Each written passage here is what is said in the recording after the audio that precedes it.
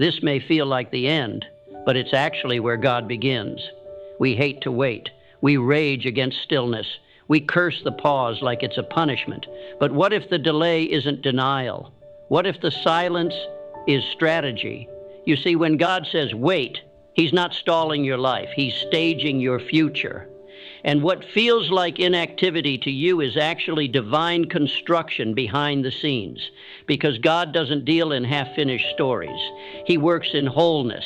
And before He builds the miracle around you, He fortifies the character within you. You think the pause means forgotten. No, it's preparation. We were raised in a world that worships speed, quick results, overnight success, instant validation. But heaven has no interest in microwave blessings. Heaven prepares what lasts. That's why the waiting hurts. It breaks your pride. It silences your ego. It confronts every part of you that still believes you are in control. But waiting isn't weakness. Waiting is worship. It's the highest act of faith because it says, God, I trust you, even when I can't trace you. When God says wait, He's doing more than you know. He's reordering your internal world. Before He opens new doors, He makes sure your hands are strong enough to carry the key. Moses waited 40 years in the desert before he ever led a nation. David was anointed king, then sent back to the pasture. Joseph dreamed of royalty and woke up in a prison cell, because every destiny worth carrying must first be disciplined by delay. The waiting season is sacred. It's where God removes the counterfeit so He can reveal the covenant. It's where He asks, do you want the blessing or do you want me? Waiting reveals what you worship, because when the blessing is delayed, when the outcome is uncertain, when the applause disappears, do you still stand? Do you still pray? Still build? Still believe? Because that's the moment heaven leans in. Not when you shout in victory, but when you whisper in the dark, I still trust you. There is no greater power than quiet, unwavering faith in the middle of uncertainty. Faith that doesn't need fireworks, only fire, not the kind that burns you down, the kind that refines. So what is God doing behind the scenes? He's building your belief system. He's stripping you of anything false, false confidence, false timing, false identity. He's creating clarity by removing confusion, not through more noise, but through deep divine silence. When the waiting feels unbearable, remember this: you're not being held back. You're being held together, and He's not preparing the world for your arrival. He's preparing you for the world you're meant to impact, because you weren't created to just arrive. You were created to shift the atmosphere when you show up. And that kind of arrival requires patience. In the waiting, clarity is born. Not the kind of clarity that comes from outside validation, but the kind that only grows in the dark, like roots pushing deep into soil no one else sees. Clarity doesn't come when you chase noise. It comes when you learn to sit with silence and let it speak, when you stop begging for signs and start becoming the sign. That's what waiting does. It clears the fog of who you thought you had to be so you can become who you were always meant to be. Vision without clarity is chaos, and chaos will always attract distraction. So God removes the clutter. He cuts ties, He closes doors, He ends chapters you were too afraid to finish, not to hurt you, but to heal you. Because real vision doesn't come from striving, it comes from surrender. When God says wait, He's giving you the space to reimagine your purpose, not the performance, not the applause, not the outcome, but the why that outlasts everything else. That's what fueled Martin Luther King Jr. That's what drove Mother Teresa. That's what ignited Nelson Mandela in a prison cell. Purpose that refused to die in the waiting. Purpose that didn't need a stage to start speaking. Purpose that survived betrayal, delay, rejection, and silence. Because it wasn't anchored in convenience. It was anchored in calling. And your calling isn't on hold. It's being honed. You're being shaped to carry something too sacred to be rushed. If you launch too soon, you'll collapse under what you're meant to carry. But if you wait, if you truly trust the timing of God, you'll rise with unshakable power. You see, purpose doesn't beg for shortcuts. It begs for alignment. You don't want what's fast. You want what's true. The world hands out trophies for speed, but heaven rewards faithfulness. And right now, your waiting is worship. Every time you choose discipline over doubt, You're testifying to heaven that you're ready, not just for the blessing, but for the weight of it. Because purpose is heavy. It stretches you, breaks your comfort, demands your devotion, and it cannot be poured into a vessel still leaking with impatience. So what does God do while you wait? He purifies. He aligns. He speaks through the stillness, not to inform you, but to transform you.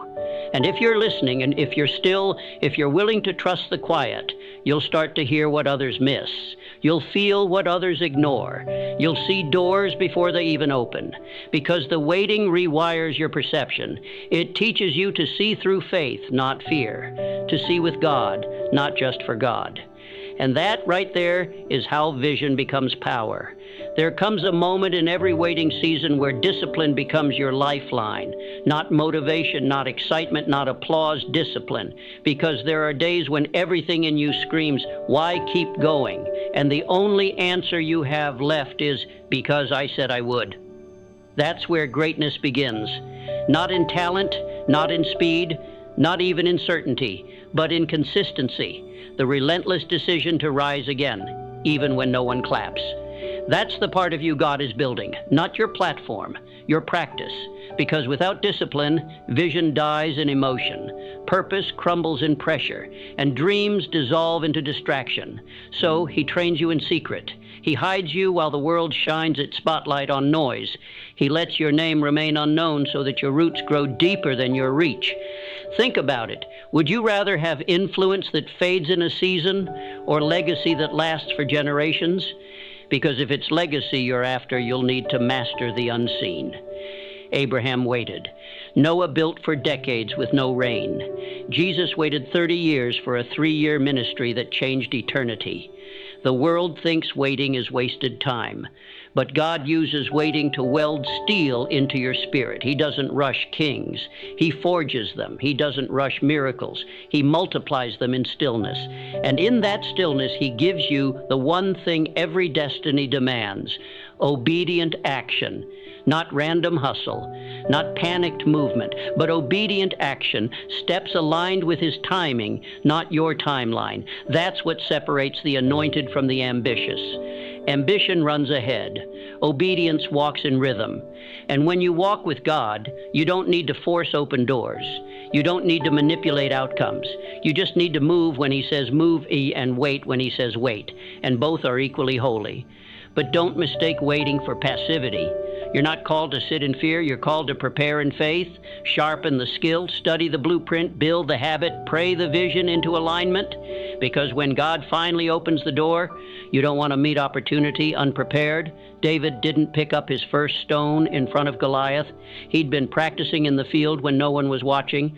So when the giant showed up, he didn't flinch, he didn't freeze, he didn't ask for permission. He acted. That's what the waiting is for.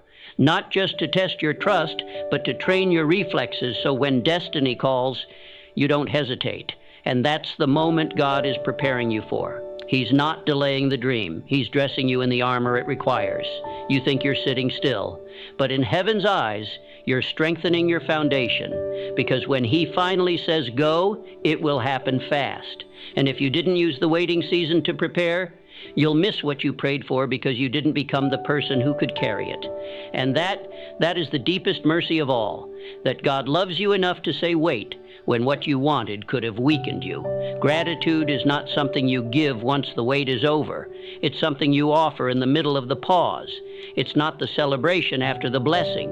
It's the declaration before it shows up. Because gratitude doesn't change God. It changes you. It reminds your soul that even in the silence, you are seen. Even in the delay, you are directed. Even in the uncertainty, you are being unfolded. Gratitude turns the waiting room into a worship room. And while the world waits for reasons to be thankful, the faithful become thankful because they've learned the secret. God doesn't owe you a preview to prove he's working.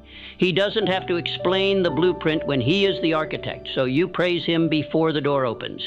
You thank him while the battle still rages. You rejoice before the report changes, because gratitude isn't reaction. It's revelation. It's knowing who your source is, even when you don't see the supply. And that kind of gratitude builds adaptability. You begin to bend without breaking, to shift without losing shape, to trust the detour like it was the plan all along. Because now you're no longer addicted to outcomes. You're anchored in obedience. You don't panic when the plan changes because you know the purpose never did. You don't crumble when others leave because you know the one who called you stays. You don't break when the waiting stretches longer because you've learned to walk by faith and not by feelings. Adaptability is spiritual maturity in motion. It's trusting that God's no is never cruel. It's calculated, that his not yet isn't rejection. It's realignment. And when you adapt in faith, you stop fighting the season and start flowing with it. That's when resilience rises. Not the kind that grits its teeth and survives, but the kind that glows in the dark and thrives. The kind that doesn't just wait for the promise, but becomes the promise. Look at Helen Keller, born deaf and blind, yet her impact still echoes through history. Not because she avoided hardship, but because she transcended it. Look at Nelson Mandela, 27 years in prison, not wasted, welded. He walked out with forgiveness, not vengeance, because he had been refined, not ruined. And you, yes, you are in that same process. God is not trying to break you. He's training you to be unbreakable. You may be tired. You may feel like quitting. You may wonder if he even hears you anymore. But let me tell you this. The silence is not a sign of his absence. It's the setting of the stage. He's been moving the pieces, arranging the moments, raising the curtain on a miracle that requires every second of this waiting. And when it happens, it will make sense. The closed doors, the missed calls, the restless nights, the lonely days, the invisible progress, the whispered prayers, they weren't wasted. They were woven into a breakthrough that will not only change your life, but echo through generations, because what God builds in the wait is always greater than what you thought you were waiting for.